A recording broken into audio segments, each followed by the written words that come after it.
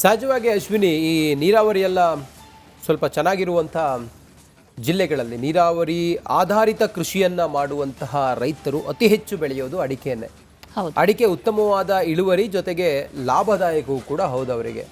ಈಗ ಬಹುತೇಕ ಜನ ತೆಂಗಿಗಿಂತಲೂ ಕೂಡ ಕರಾವಳಿ ಮತ್ತು ಮಲೆನಾಡು ಈ ಭಾಗದಲ್ಲಿ ಅಡಿಕೆಯನ್ನೇ ಜಾಸ್ತಿ ಹೆಚ್ಚಾಗಿ ಬೆಳೀತಾರೆ.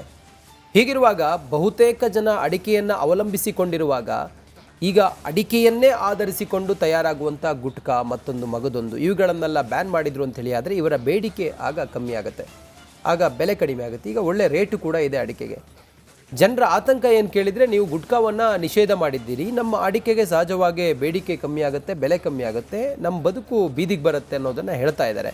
ಆದರೆ ಸರ್ಕಾರ ಕೊಡ್ತಿರುವಂಥ ಕಾರಣ ಏನು ಕೇಳಿದರೆ, ಆರೋಗ್ಯದ ದೃಷ್ಟಿಯಿಂದ ಇದು ಬಹಳ ಅಪಾಯಕಾರಿಯಾಗಿದೆ. ಎಷ್ಟೋ ಜನ ಕ್ಯಾನ್ಸರ್ನಂತಹ ಮಾರಕವಾದಂಥ ಕಾಯಿಲೆಗೆ ತುತ್ತಾಗ್ತಾ ಇದ್ದಾರೆ. ಕೆಲವರು ಅಡಿಕ್ಟ್ ಆಗಿ ಈ ನಿಕೋಟಿನ್ ಯುಕ್ತವಾದಂಥ ಪಾನ್ ಮಸಾಲ ಇದಕ್ಕೆಲ್ಲ ಅಡಿಕ್ಟ್ ಆಗಿ, ಗುಟ್ಕಾಕ್ಕೆಲ್ಲ ಅಡಿಕ್ಟ್ ಆಗಿ ತಮ್ಮ ಜೀವನ ತಮ್ಮ ಬದುಕನ್ನು ಹಾಳು ಮಾಡ್ಕೊಳ್ತಾ ಇದ್ದಾರೆ. ಈ ಕಾರಣದಿಂದ ನಾವು ನಿಷೇಧ ಮಾಡಿದ್ದೀವಿ 1 ವರ್ಷಗಳ ಕಾಲ ಅಂತ ಹೇಳ್ತಾ ಇದ್ದಾರೆ. ಆದರೆ ಆರೋಗ್ಯ ಮಂತ್ರಿಗಳು UT ಖಾದರ್ ಅವರು ಹೇಳ್ತಾ ಇದ್ದಾರೆ, ನಿಕೋಟಿನ್ ಯುಕ್ತ ಗುಟ್ಕಾವನ್ನು ಮಾತ್ರ ನಾವು ಬ್ಯಾನ್ ಮಾಡಿದ್ದೀವಿ 1 ವರ್ಷ ಅಂತೇಳಿ ಹೇಳ್ತಾ ಇದ್ದಾರೆ. ಸಹಜವಾಗಿ ಇಲ್ಲಿ ಮಾತ್ರ ಅಲ್ಲ, ಬೇರೆ ಬೇರೆ ರಾಜ್ಯಗಳಲ್ಲೂ ಕೂಡ ಅಡಿಕೆಯನ್ನು ಬೆಳೀತಾರೆ. ಬೆಳೆದವರು ಅಲ್ಲಿ ತಯಾರಾಗುವಂಥ ಪಾನ್ ಮಸಾಲ ಇಲ್ಲಿಗೆ ಬರೋದಿಲ್ವಾ? ಯಾವ ರೀತಿಯ ಲೆಕ್ಕಾಚಾರ ಇದು? ರೈತರಿಗೆ ನೀವೇನಾದರೂ ಇಂಥದ್ದೊಂದು ದೊಡ್ಡ ತೀರ್ಮಾನ ಮಾಡುವಾಗ ಪರ್ಯಾಯವಾಗಿ ಅವ್ರಿಗೆ ಬೇರೆ ಉತ್ಪನ್ನಗಳಿಗೆ ಅಡಿಕೆಯನ್ನು ಮಾರಾಟ ಮಾಡೋದ್ರ ಬಗ್ಗೆ ಅಥವಾ ಬೇರೆ ಬೇರೆ ಉತ್ಪನ್ನಗಳಿಗೆ ಇದನ್ನು ಬಳಸೋದ್ರ ಬಗ್ಗೆ ನೀವೇನಾದರೂ ಪರ್ಯಾಯವಾದ ವ್ಯವಸ್ಥೆಯನ್ನು ಮಾಡ್ಕೊಂಡಿದ್ದೀರಾ? ದೂರಾಲೋಚನೆ ಏನಿದೆ? ಇದೆಲ್ಲವೂ ಈಗ ಎಲ್ಲರ ಮುಂದೆ ಇರುವಂಥ ಪ್ರಶ್ನೆಗಳು. ಸಹಜವಾಗಿ ನೀವು ಕೂಡ ಇಂಥದ್ದೇ ಒಂದು ಆತಂಕವನ್ನು ಹೊಂದಿದ್ದೀರಿ ಅನ್ನೋದು ನಮ್ಮ ಭಾವನೆ. ನೀವು ಕರೆ ಮಾಡಿ ನಮ್ಮ ಜೊತೆಲಿ ಮಾತಾಡ್ಬೋದು, ತಮ್ಮ ಅಭಿಪ್ರಾಯವನ್ನು ನಮ್ಮ ಜೊತೆಲಿ ಹಂಚಿಕೊಳ್ಬೋದು. ಮುಕ್ತ ವೇದಿಕೆನ ಪ್ರತಿದಿನ ರಿಪಬ್ಲಿಕ್ ಕನ್ನಡ ಮುಂಜಾನೆ ಮುನ್ನೋಟದಲ್ಲಿ ನಿಮ್ಗೆ ಒದಗಿಸಿಕೊಡ್ತಾ ಇದೆ. ಇವತ್ತು ಕೂಡ ಅಡಿಕೆ ಬೆಳೆಗಾರರಿಗೆ ಸಂಕಷ್ಟ ಒಂದು ಕಡೆ, ಮತ್ತೊಂದು ಕಡೆಯಲ್ಲಿ ಸರ್ಕಾರದ ದೂರಾಲೋಚನೆ, ಪರ್ಯಾಯ ವ್ಯವಸ್ಥೆಗಳೇನು, ಇದು ಒಳ್ಳೆಯದಾಯ್ತಾ ಅಥವಾ ಕೆಟ್ಟದಾಗುತ್ತಾ ಏನು ಅನ್ನೋದ್ರ ಬಗ್ಗೆ ಮಾತಾಡಿ. ಗುಟ್ಕಾ ನಿಷೇಧ ಲಕ್ಷಾಂತರ ಅಡಿಕೆ ಬೆಳೆಗಾರರ ನಿದ್ದೆಗೆಡಿಸಿದೆ. ಹಾಗಿದ್ರೆ ಗುಟ್ಕಾ ನಿಷೇಧದಿಂದ ಅಡಿಕೆ ಮಾರಾಟದಲ್ಲಿ ಕುಂಠಿತ ಆಗುತ್ತಾ? ಅಡಿಕೆ ಬೆಳೆಗಾರರ ಆತಂಕ ಏನು? ಏಕಾಏಕಿ ಗುಟ್ಕಾ ಬ್ಯಾನ್ ಮಾಡಿದ್ದು ಸರಿನಾ ತಪ್ಪಾ? ಈ ಬಗ್ಗೆ ಅಭಿಪ್ರಾಯವನ್ನು ಮೆಸೇಜ್ ಮಾಡಿ, ಕಾಲ್ ಮಾಡಿ, ಎಕ್ಸ್ ಖಾತೆಯಲ್ಲೂ ಕೂಡ ನೀವು ನಮ್ಮ ಜೊತೆಲಿ ಹಂಚಿಕೊಳ್ಳಬಹುದಾಗಿದೆ. ರೈಟ್. ಈ ಹಿಂದೆ ಒಂದು ಮಾತಿತ್ತು, ಈ ಅಡಿಕೆಯಲ್ಲಿ ಕದ್ದ ಮಾನ ಆನೆ ಕೊಟ್ಟರು ಬರಲ್ಲ ಅಂತ. ಈಗ ಹೌದು, ಈಗ ಇರೋವಂಥ ಪ್ರಶ್ನೆ ಅಂತಂದ್ರೆ, ಅಡಿಕೆಗೆ ಇರೋವಂಥ ಆ ಮಾನ ಇತ್ತಲ್ಲ ಅದು, ಅಥವಾ ಅದಕ್ಕೆ ಇದ್ದಂಥ ಒಂದು ಗೌರವ ಈ ಪಾನ್ ಅನ್ನೋದಕ್ಕಿಂತಲೂ ಗುಟ್ಕಾ ಅದು ಕಸಿದ್ಕೊಂಡಿತ್ತು ಎಲ್ಲೋದ್ ಕಡೆ. ಈ ಗುಟ್ಕಾ ಬ್ಯಾನ್ ಆಗೋದ್ರಿಂದ ಈಗ ಅಡಿಕೆಗೆ ಆ ಮಾನ ಮತ್ತೆ ಬರುತ್ತಾ ಅನ್ನುವಂಥ ಒಂದಷ್ಟು ಪ್ರಶ್ನೆಗಳು ಈಗ ಸದ್ಯಕ್ಕಿದೆ. ಯಾಕಂದ್ರೆ ನೀವು 80s ಹಿಂದೆ ಹೋದ್ರೆ ಪ್ರತಿದಿನ ಊಟ ಆದ ನಂತರ ತಾಂಬೂಲ, ಈ ಎಲೆ ಅಡಿಕೆ ಸುಣ್ಣ ಹಾಕೊಂಡು ತಿನ್ನೋದು ಪ್ರತಿಯೊಂದು ಮನೆಗಳಲ್ಲೂ ನಾವು ನಮ್ಮ ತಾತ ಇವರನ್ನೆಲ್ಲ ಗಮನಿಸ್ತಾ ಇದ್ವಿ. ಆದರೆ ಆ ನಂತರ ಈ 90s ಆ ಸಂದರ್ಭದಲ್ಲಿ ಈ ಗುಟ್ಕಾ ಇದೆಲ್ಲವೂ ಬಂದ ನಂತರದಲ್ಲಿ ಆ ಅಡಿಕೆ ತಿನ್ನುವಂಥ ಪದ್ಧತಿನೇ ಕಳೆದೋಯ್ತು.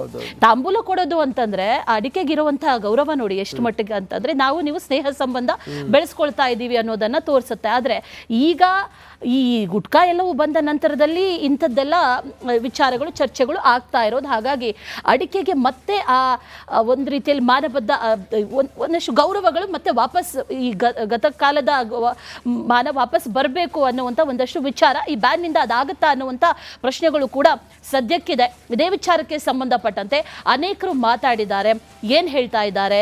ಈ ಪಕ್ಷಾತೀತವಾಗಿ ವಿರೋಧಗಳು ವ್ಯಕ್ತವಾಗ್ತಾ ಇದೆ. ಅಂದರೆ ಕೇವಲ BJP ಮಾತ್ರ ವಿರೋಧ ಮಾಡ್ತಾ ಇರೋದಲ್ಲ, ಸ್ವಪಕ್ಷದಲ್ಲೂ ಕೂಡ ಈ ಒಂದಷ್ಟು ಆಕ್ರೋಶಗಳು ಕೇಳಿ ಬರ್ತಾ ಇದೆ. ಹಾಗಾದ್ರೆ ಅದಕ್ಕೆ ಕಾರಣ ಏನು ಹೇಳ್ತಾ ಇದ್ದಾರೆ, ಬನ್ನಿ ನೋಡ್ಕೊಂಬರೋಣ. ಎಲ್ಲೋ ಒಂದು ಕಡೆ ರೈತರ ಮೇಲೆ, ಅಡಿಕೆ ಬೆಳೆಗಾರರ ಮೇಲೆ ಗದಾಪ್ರಹಾರ ಮಾಡುವಂಥ ಪ್ರಯತ್ನ ಅಥವಾ ಷಡ್ಯಂತ್ರ ನಡೆದಿದೆಯಾ ಅನ್ನುವ ಗುಮಾನಿ ರಾಜ್ಯದ ಅಡಿಕೆ ಬೆಳೆಗಾರರಲ್ಲಿ ಇವತ್ತು ಮೂಡಿರುವಂಥದ್ದು. ತಮಗೆ ತಿಳಿದಿದೆ, ಇವತ್ತು ಮಲೆನಾಡು, ನಮ್ಮ ಶಿವಮೊಗ್ಗ ಜಿಲ್ಲೆ ಇರ್ಬೋದು, ಕರಾವಳಿ ಭಾಗದಲ್ಲಿ ಮತ್ತು ರಾಜ್ಯದ ವಿವಿಧ ಜಿಲ್ಲೆಗಳಲ್ಲಿ ಅತಿ ಹೆಚ್ಚು ಅಡಿಕೆನ ಬೆಳೀತಕ್ಕಂಥದ್ದು. ರಕ್ಷಣೆ ಕೊಡಬೇಕು ಅಂತ ಹೇಳುವಂಥದ್ದನ್ನು ನಾವು ಒತ್ತಡ ಹಾಕಿದ್ದೇವೆ, ಒತ್ತಾಯ ಮಾಡಿದ್ದೇವೆ. ಮಾನ್ಯ ಮುಖ್ಯಮಂತ್ರಿಗಳು ಕೂಡ ಅಧಿಕಾರಿಗಳ ಜೊತೆಯಲ್ಲಿ ಚರ್ಚೆ ಮಾಡಿ ರೈತರಿಗೆ, ಅಡಿಕೆ ಬೆಳೆಗಾರರಿಗೆ ತೊಂದರೆ ಆಗದಿದ್ದ ಹಾಗೆ ನಾನು ಗಮನಿಸ್ತೀನಿ ಅಂತೇಳಿ ಹೇಳಿ ನಿನ್ನೆ ದಿನ ಹೇಳಿದ್ದಾರೆ. ಹಾಗಾಗಿ ನಮಗೆ ಒಂದು ನಂಬಿಕೆ ಇದೆ, ಭರವಸೆ ಇದೆ. ಮುಖ್ಯಮಂತ್ರಿಗಳು ಅಡಿಕೆ ಬೆಳೆಗಾರರಿಗೆ ತೊಂದರೆ ಆಗದಿದ್ದ ಹಾಗೆ ನೋಡ್ಕೊಳ್ತಾರೆ ಅನ್ನುವಂಥ ಭರವಸೆ ಇದೆ. ಬೆಳಗಾವಿಯಿಂದ ಚಾಮರಾಜನಗರದವರೆಗೆ ಹೆಚ್ಚು ಕಡಿಮೆ ಪಶ್ಚಿಮ ಘಟ್ಟ ಪ್ರದೇಶಗಳು ಮತ್ತು ಅದರ ಆಸುಪಾಸಿನಲ್ಲಿರ್ತಕ್ಕಂಥ ಜಿಲ್ಲೆಗಳು ಪ್ರಮುಖ ವಾಣಿಜ್ಯ ಬೆಳೆ, ರೈತರ ಪ್ರಮುಖ ವಾಣಿಜ್ಯ ಬೆಳೆ ಅಡಿಕೆ. ಈ ಸರ್ಕಾರ ಗುಡ್ಕಾ ನಿಷೇಧದ ಪ್ರಸ್ತಾಪವನ್ನು ಮುಂದಿಟ್ಟಿದೆ. ಏಕಾಏಕಿ ಜ್ಞಾನ ಕರೆ ಮಾಡಿ ನಮ್ಮ ಜೊತೆ